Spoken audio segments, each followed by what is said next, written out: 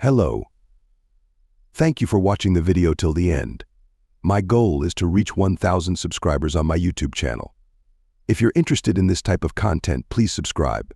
I would be grateful to you. Let's move on to the story. Story 1: Summer Camp. Every summer since school ended, Jacob, Laura, and Mike eagerly awaited their vacation at the Sunny Shore Summer Camp. It was an ordinary camp by a lake in Maine, surrounded by dense forest. The friends had been inseparable since childhood, and this camp had become their traditional vacation spot. They loved swimming together, hiking, and simply enjoying the summer days. Jacob was the leader of their little group, always energetic and full of ideas. Laura, smart and sensible, often helped solve any problems that arose. Mike, the youngest of the three, was cheerful and carefree, always ready for any risk. Their friendship was strong, and they were confident they could handle any challenges together. This year, the Sunny Shore Camp was packed. New kids, new counselors, all of it created a sense of novelty and excitement.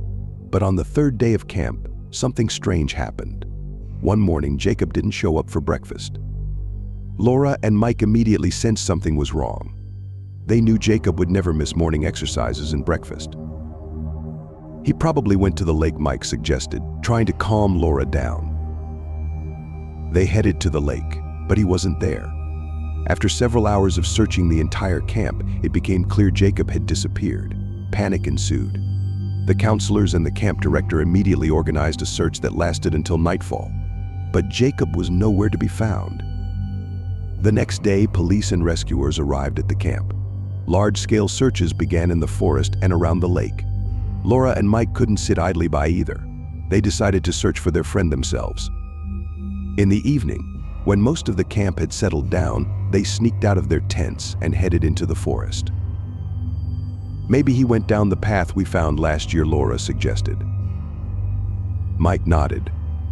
They followed the path, hoping to find some trace. But the forest was dark and eerie. Their flashlights illuminated only small sections of the path, and every rustle made them freeze in fear. After a few hours of wandering, they stumbled upon an old, abandoned cabin. The door was slightly ajar. With bated breath, they entered. Inside, it was dark and smelled of dampness. Suddenly, Laura's flashlight revealed something horrifying. Jacob's body lay on the floor. He was dead. Laura screamed, and Mike froze in shock. They couldn't believe their eyes. Scattered around the body were empty cans and old blankets. It seemed Jacob had gotten lost and tried to shelter in the cabin but couldn't find his way back. "We need to go back and get help," Mike whispered. But when they turned to leave, the cabin door slammed shut with a bang. Laura rushed to the door, but it was locked. Panic set in. Their flashlights started flickering and eventually went out. "We can't stay here. We have to find a way out," Laura cried in panic. But every step they took led to new dangers. The floor of the cabin was rotten, and suddenly a board gave way under Mike. He fell into the cellar, hitting his head on a stone. Laura tried to help him out, but realized he was dead too. Left alone, Laura tried to find an exit, but all the doors and windows were locked. Her screams went unheard, and her strength gradually left her. She spent her final hours in utter despair, knowing that no help was coming. The next morning, when rescuers reached the cabin, they found the bodies of the three friends. No one at the Sunny Shore Camp could believe what had happened. Parents, friends, and everyone else were in shock. The camp was closed indefinitely, and the forest around the lake became a place to avoid. That summer season, 3 lives were cut short in the prime of their youth, leaving only bitterness and eternal sorrow in the hearts of those who knew and loved them. Story 2: The Abandoned Farm. Sam, Jessica, and Ashley had long planned a trip into nature. They decided to visit a small town in Vermont to enjoy a summer weekend. A small farm located away from the town caught their attention. It seemed abandoned and forgotten by time, but that was part of its charm. They rented an old house on the edge of the farm, unaware of the secrets this place held. Sam, the most enterprising of them, found the rental ad. The owner said he hadn't lived there for a long time, but the house was still habitable. Jessica, romantic and nature-loving, was thrilled with the idea of spending a few days away from the hustle and bustle of the city. Ashley, a bit skeptical, reluctantly agreed. not wanting to disappoint her friends. Upon arriving at the farm, they noticed that the house was indeed old and a bit neglected, but still cozy. They set up camp and began enjoying their stay. The first evening they had a barbecue, laughed, and shared stories. However, that night Jessica woke up to a strange noise. It seemed like someone was walking around the house. She woke up Sam and Ashley, but they reassured her, saying it was probably just the old house making noises. The next day, they decided to explore the surroundings. The abandoned farm buildings were overgrown with grass and shrubs, and the old barn looked like it was on its last legs. Inside the barn, they found old tools, rusty machines, and something that caught their attention, an old photograph of the family that lived there many years ago. Sam decided to take it with him, despite Ashley's protests that it seemed ominous. That night, when they returned to the house, the oddities continued. Ashley woke up feeling a cold draft in the room. She stepped out of the bedroom and saw that the photograph Sam had brought was lying on the table in the living room. But something was wrong. New faces had appeared in the photograph. She screamed, waking up her friends. They all gathered around the table and noticed that the photograph now showed them, standing among the old residents of the farm. "This can't be real," whispered Jessica. "It just can't be." Sam, trying to find a logical explanation, suggested that someone was playing a cruel joke on them. But Ashley was convinced it wasn't a joke.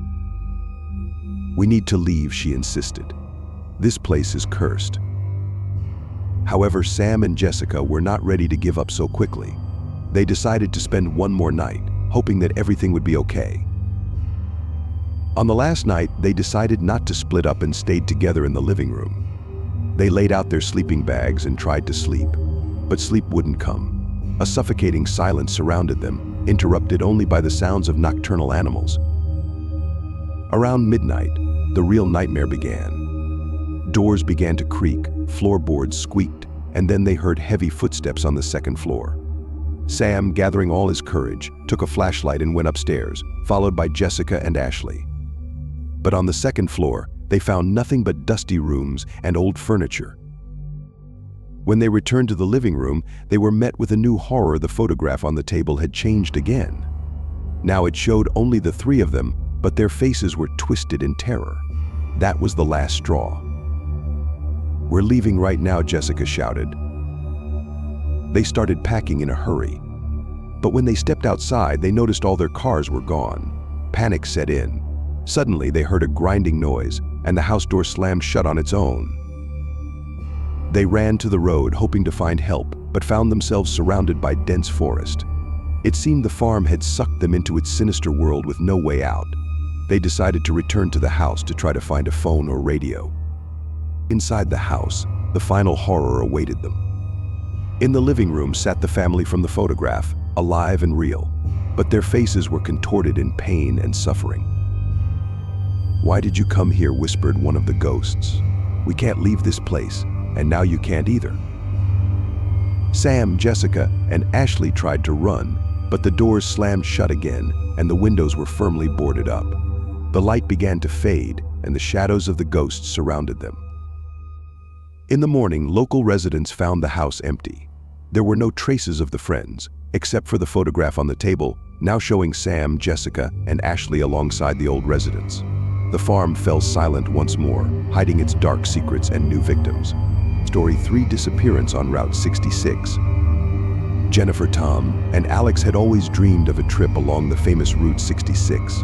They had been friends since childhood, and after finishing college, they decided to make their dream come true. Renting an old van, they set off from Chicago to cross the country to Los Angeles. The first days were filled with fun and adventure. They stopped in small towns, met locals, and enjoyed the freedom. Hundreds of miles of road lay ahead, and they were full of enthusiasm. On the 5th day of the trip, as they were passing through Arizona, Jennifer suggested taking a detour from the main highway to see some local sights. They found a small road leading into the desert and decided to explore it. Tom was driving, Alex held the map, and Jennifer was taking pictures of the scenery. The further they went, the more abandoned the road seemed. Finally, they reached a small village that looked like it had been abandoned many years ago. Houses stood in ruins, windows were boarded up, and there was no sign of life on the streets. The friends decided to get out and look around. "This place looks creepy," noted Alex, examining the old buildings. "Come on, it's just an abandoned village," replied Jennifer, snapping photos. Tom, however, noticed something strange. On one of the houses there was a fresh inscription, "Leave while you still can." This alarmed him, and he suggested returning to the highway. When they returned to the van, they found that one of the tires was flat. They didn't have a spare, which created a serious problem. There was no one around to ask for help. They decided to wait until morning and try to find a way out. The night on the abandoned road was long and unsettling. The friends laid out their sleeping bags in the van and tried to sleep. But near midnight, Jennifer woke up to the sound of footsteps. She looked out the window and saw someone walking around the van. She woke up Tom and Alex. "Someone is walking around the van," she whispered. Tom took a flashlight and stepped outside but found no one. He checked the tires but didn't notice any damage. The friends returned to the van and tried to sleep again, but fear kept them awake. The next morning they discovered another flat tire. Alex suggested walking to the nearest town for help. He took the map and some water with him. Jennifer and Tom stayed in the van, hoping Alex would soon return with help. Hours passed, but Alex didn't come back. Jennifer and Tom started to worry. Tom decided to follow Alex's trail, leaving Jennifer in the van. He promised to return with Alex or find help. By evening, Jennifer was alone. Fear and anxiety consumed her. She decided not to leave the van, hoping Tom would return soon. But night fell and no one appeared. Suddenly, she heard footsteps and a quiet knock on the door. Jennifer's heart raced. She gathered her courage and opened the door, but no one was there. The surrounding silence was deafening. She returned to the van and locked herself inside, trying not to fall asleep. At dawn, Jennifer heard the sound of an engine. She ran outside and saw an old pickup truck approaching the van. An elderly man was driving. "Do you need help?" he asked, seeing her frightened face. Jennifer told him what had happened, and the man offered to take her to the nearest town. When they arrived, Jennifer immediately went to the police. A search for Tom and Alex began. Days passed, but neither Tom nor Alex were found. The police scoured the village and surrounding areas but found no trace of them. The van also disappeared, along with everything in it. Jennifer returned home but could never forget that ominous day. She tried to find out what had happened, but all her efforts were in vain. The only thing she learned was that the abandoned village was known for its mysterious disappearances over the decades. Route 66 became a symbol of a lost dream and an unsolved mystery for her. She never traveled that road again, but each time she passed by, her heart froze with fear and pain.